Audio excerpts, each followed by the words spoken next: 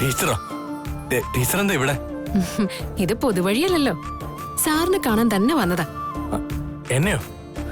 അതെന്തിനാ? സാർ ഇവിടെ തിരക്ക് പിടിച്ച കളിയിലാണെന്ന് തോന്നുന്നു. കളിയോ? അതെന്താ ടീച്ചറെ അങ്ങനെ ചോദിച്ചു? അല്ല, കുറെ നേരമായിട്ട് ഞാൻ ശ്രദ്ധിക്കുന്നു. സാറ് ഒളിച്ചു കളിക്കുന്നത് ഞാൻ കാണുമായിരുന്നു. അത് ഞാൻ ഒളിച്ചു കളിച്ചൊന്നുമല്ല. ഈ വാഴയുടെ ചൂടൊക്കെ ഒന്ന് നോക്കിയതാ. അത് ടീച്ചർ എന്നെ കാണാൻ വന്നെന്ന് പറഞ്ഞത്. സാറെന്താ ട്യൂഷന് വരാത്തെ? അത് അന്ന് ഞാൻ പറഞ്ഞില്ലേ, ആയ്മ ഹോസ്പിറ്റലാണെന്ന്. അതുകൊണ്ട് സമയം കിട്ടാത്തോണ്ടാ. അതിന് ആയമ്മ ഹോസ്പിറ്റലിൽ നിന്ന് പോന്നിട്ട് ദിവസം എത്രയായി? ഞാൻ വീട്ടിൽ വന്ന് ആയമ്മയെ കാണുകയും ചെയ്തതാണല്ലോ. പിന്നെ ഇത് ആരുടെ കാര്യമാ ദേവൻ സാറ് പറയുന്നേ? ആയ്മയ്ക്ക് നല്ല സുഖമായിട്ടില്ലെന്ന് ഞാൻ ഉദ്ദേശിച്ചത്. ആയമ്മ കിടപ്പാണെങ്കിൽ നോക്കാനും പരിചരിക്കാനും ഒക്കെ വീട്ടിലെ ആൾക്കാരുണ്ടല്ലോ. അതും സാറിന്റെ പഠനമായിട്ട് ബന്ധമൊന്നുമില്ലല്ലോ. ഞാൻ ട്യൂഷന് വരണമെന്ന് കരുതി ഇരിക്കായിരുന്നു. പഠിക്കാൻ വരാത്തതിന്റെ കാരണം പറയാൻ സാറ് ബുദ്ധിമുട്ടണമെന്നില്ല.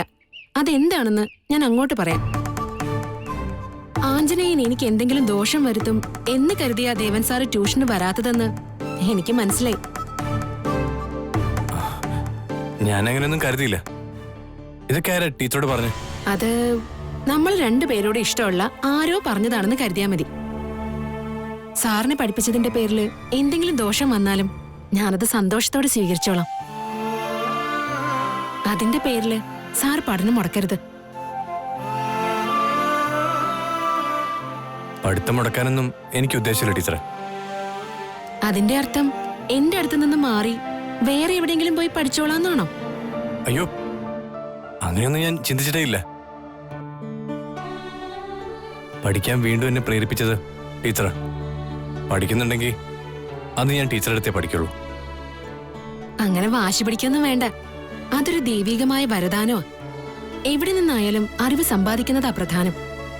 അറിവില്ലാത്തതുകൊണ്ടാ ദൈവത്തെക്കുറിച്ചുള്ള ഇത്തരം മൂഢവിശ്വാസങ്ങളില് സാറ് വീണു പോകുന്നത്. തെറ്റ് ചെയ്താൽ പോലും ഒരാളെയും ദൈവം ശിക്ഷിക്കില്ല. അങ്ങനെ ശിക്ഷിക്കുന്ന ശക്തിയല്ലല്ലോ ദൈവം.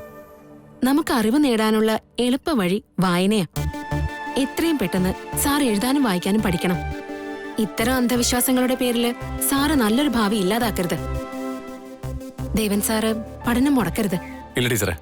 എനിക്ക് ദോഷം വരുമെന്നോർത്ത് പേടിക്കണ്ട. അങ്ങനെ ഒരു ദോഷവും വരില്ല.